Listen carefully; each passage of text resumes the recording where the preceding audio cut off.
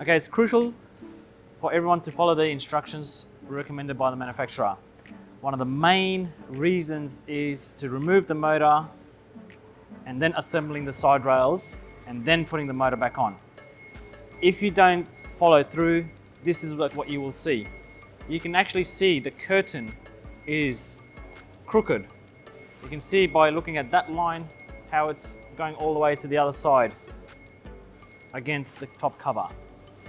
To rectify this, you will need to remove the side rails, the motor and top cover off and start again. We have removed the top cover, the motor and the passenger side rail. It can be done vice versa. However, we've just taken this off. Now the curtain is sitting straight. We will now put the side rail back on and put the motor back on, and it'll take its natural course. As you can see, we have now placed the passenger side rail back on and put the top cover on, and you can see the line and the curtain is straight and parallel.